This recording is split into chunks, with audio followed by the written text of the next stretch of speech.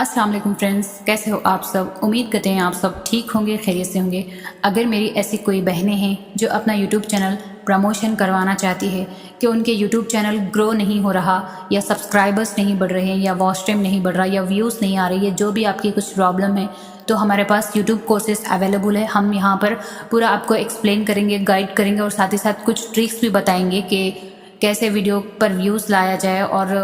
और ऐसी जो बहनें जो अभी तक यूट्यूब चैनल स्टार्ट नहीं की हो, स्टार्ट करना चाहती हो और कुछ अर्न करना चाहती हो सेल्फ, तो आप लोग मुझसे कांटेक्ट कर सकते हैं। मैं अपना इंस्टाग्राम लिंक अपने डिस्क्रिप्शन बॉक्स में दे दूँगी।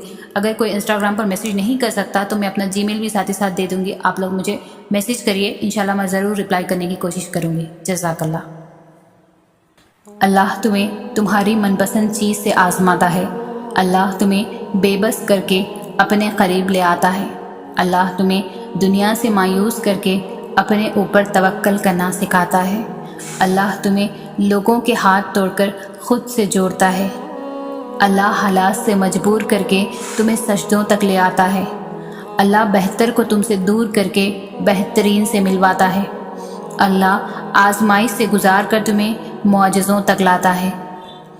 हम ये नहीं जानते कि हमारा कौन सा फ़ैसला हमारे लिए बेहतर है, लेकिन हम ये ज़रूर जानते हैं कि अल्लाह का हमारे हक़ में किया गया हर फ़ैसला हमारी खैर और हमारी बेहतरी के लिए है।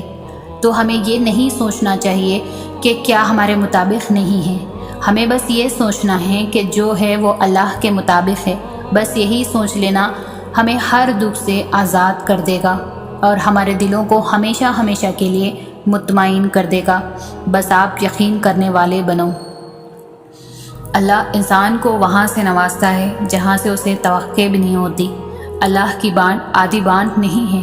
अल्लाह अपनी नेमतों के बांटने में फेवरटम वाला मामला नहीं करता, ताकि फ़लाँ को दुनिया अच्छी समझती है तो उसे ही अता करना है, और फ़लाँ को दुनिया अच्छी नहीं समझती तो उसे धुतकार देना है। अल्लाह बस नीयतें देखता है। अल्लाह बस ये देखता है कि किसके दिल में अल्लाह के लिए मोहब्बत है और कौन उस चीज़ को पाने की ज़्यादा शिद्दत रखता है जो वो अल्लाह से मांग रहा है। वो बस खुलूस देखता है कि कौन उसका इतना खौफ अपने दिल में रखता है कि अपनी चाहत को पाने की खातिर वो ज़राए मौजूद होने के बावजूद भी कोई गलत राह इख्तियार नहीं करता। वो बस तलब देखता है कि कौन उसके इनाम की तलब रखता है और फिर उस तलब की खातिर सब्र करता है। यही सब देखकर अल्लाह फ़ैसला करता है कि किसको क्या, कब और कितना देना है। और जो इंसान अल्लाह की इस आजमाइश पर पूरा उतर जाता है और बेपनाह गमों और तकलीफ़ों के बाद भी अल्लाह से मांगना नहीं छोड़ता, तो फिर अल्लाह उसे गैब से अता कर देता है, फिर अल्लाह दे देता है। और याद रखें कि जब अल्लाह देने पर आता है तो इतना देता है कि इंसान का दामन तंग पड़ जाता है, लेकिन अल्लाह की नेमतों की रवानी नहीं रुकती, जैसे कुरान कहता है। और अल्लाह जिसको चाहता है बेहिसाब दे देता है।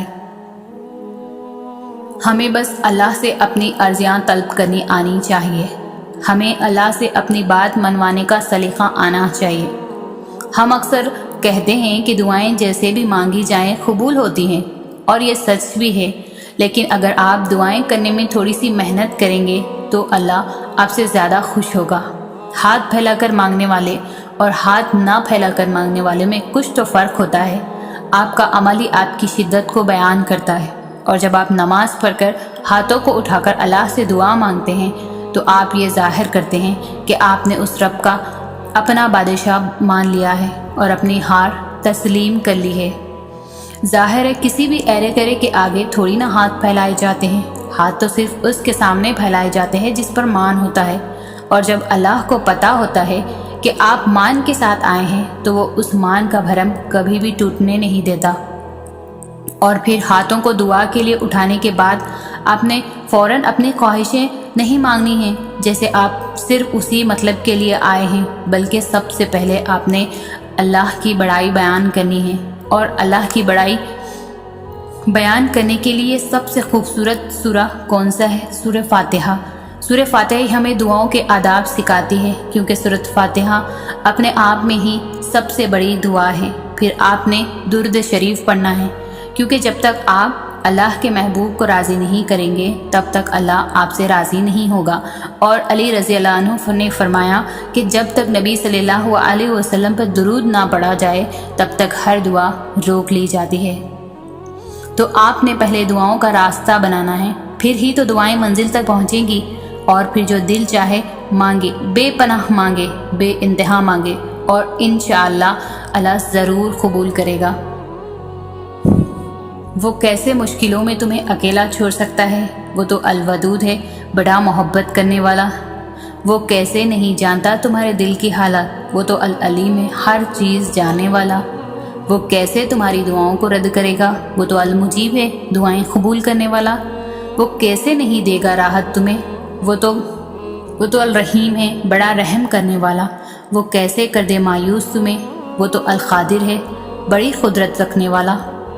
کیوں اپنا غم بڑا لگتا ہے تمہیں جبکہ وہ چھوٹا ہے؟ کیونکہ وہ تو الکبیر ہے، بہت بڑا۔ وہ کیسے بھول جائے تم پہ گزرا ہوا وقت؟ وہ تو الحکیم ہے، انصاف کرنے والا۔ تم اس کے در پر جاؤ اور وہ موڑ دے تمہیں خالی ہاتھ۔ وہ تو شکور ہے، بڑا قدر کرنے والا۔ ہم انسان ساری عمر لوگوں کے پیچھے بھاگتے ہیں، پھر ایک وقت آتا ہے جب انہی لوگوں سے ہر رشتہ ختم ہو جاتا ہے، کوئی بھی ساتھ نہیں رہتا، کسی کو بھی فرق نہیں پڑتا ہمارے رونے سے یا ہنسنے سے، زندہ رہنے سے یا مر جانے سے۔ صرف اللہ رہتا ہے ساتھ، صرف اللہ دیکھتا ہے بھیگی پلکیں، صرف اللہ دیکھتا ہے بہتے ہوئے آنسو، صرف اللہ سنتا ہے ان آنسوؤں کا شور، صرف اللہ سنتا ہے دل کے ٹوٹنے کی آواز، صرف اللہ رہتا ہے ہمارے ساتھ آخری سانس تک۔ انسان کبھی ساتھ نہیں رہتے، کبھی نہ ساتھ دیتے ہیں۔ زندگی میں ایسی راتیں بہت کم لوگوں کو نصیب ہوتی ہے جو اللہ سے باتیں کرتے کرتے گزر جاتی ہے، جو اب بھلے ہی نہیں مل رہا ہوتا ہے لیکن یہ دل ہے نا، یہ بتا دیتا ہے سب۔ جب اللہ پاک ہماری طرف متوجہ ہوتے ہیں نا، اس وقت دل بہت پرسکون رہتا ہے، بہت زیادہ پرسکون۔ ایک عام سی بات بھی اللہ کو بتاتے وقت آنکھوں سے آنسو آنے لگتے ہیں۔ ایسا محسوس ہوتا ہے کہ اللہ سن رہا ہے، اللہ ہمیں دیکھ رہا ہے، اور بے شک وہ سن بھی رہا ہوتا ہے اور دیکھ بھی رہا ہوتا ہے اپنے بندے کا تڑپنا۔ کچھ بھی پریشان کرے تو دعا مانگا کرو، کیونکہ دعائیں اپنے آپ راستہ بنا کر اللہ تک پہنچ جاتی ہے۔ کبھی کبھی ہمارا صبر، ہمارا انتظار ہمیں بہت وسوسوں میں ڈال دیتا ہے۔ ہمیں لگتا ہے کہ ہمارے ارد گرد رہنے والوں کو ان کے حصے کی خوشیاں مل رہی ہیں اور ہم بس صرف تماشائی بن کر اپنی بے بسی کا تماشا دیکھ رہے ہیں۔ ہمیں شاید ہمارے نصیب میں کوئی خوشیاں ہے ہی نہیں، لیکن یہ محض ہماری مختصر سی سوچ ہی ہو سکتی ہے، کیونکہ میری اللہ کی رحمت کا تو کوئی حساب ہی نہیں۔ ہمارا اللہ بہتر جانتا ہے کہ ہمیں کون سی خوشی کب دینی ہے اور کتنے صبر کے بعد دینی ہے۔ ہم اکثر اپنے اللہ سے پھول مانگ رہے ہوتے ہیں اور وہ ہمیں نہیں دیتا، کیونکہ وہ جانتا ہے یہ پھول ہمارے لیے بہت نقصان دہ ہے، اور پھر وقت آنے پر وہ ہمیں پھولوں کا گلدستہ عطا کر دیتا ہے۔ بے شک میرا اللہ بہت محبت کرنے والا ہے۔ جو اپنے آپ کو اللہ کے سپرد کر کے اللہ کے ہو جاتے ہیں تو اللہ انہیں اپنے سوا سب سے بے نیاز کر دیتا ہے۔ پھر وہ کسی کے محتاج نہیں رہتے، وہ بس اللہ کے در کے غلام ہو جاتے ہیں۔ وہ صبر کرنا سیکھ لیتے ہیں، اللہ کی رضا میں راضی رہتے ہیں، اور اللہ کی مدد ان کے لیے وہاں سے آتی ہے جہاں سے کسی کے گمان میں بھی نہیں ہوتا۔ پھر ان کے لیے راستے اللہ خود بناتا ہے۔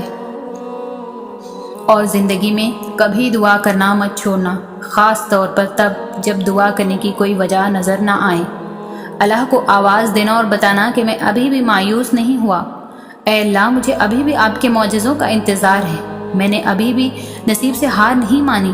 بے شک جو اللہ سے رابطہ نہیں توڑتا، پھر اللہ بھی اس کی امیدیں کبھی بھی نہیں توڑتا۔ وہ جانتا ہے کہ تم کس تکلیف سے گزر رہے ہو، کس اذیت سے گزر رہے ہو۔ وہ جلد ہی ایسی مدد بھیجے گا کہ تم مطمئن ہو جاؤ گے۔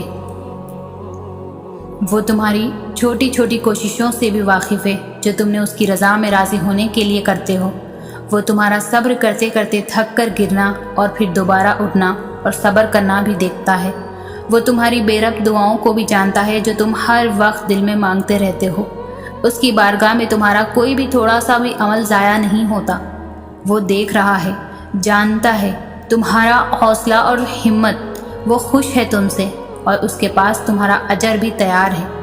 بس جلد تم اپنا اجر حاصل کر لو گے اور پھر تم دیکھو گے کہ وہ رب واقعی کچھ بھی نہیں بھولتا۔ وہ ہر کوشش، ہر عمل کا اجر دیکھ کر ہی رہتا ہے۔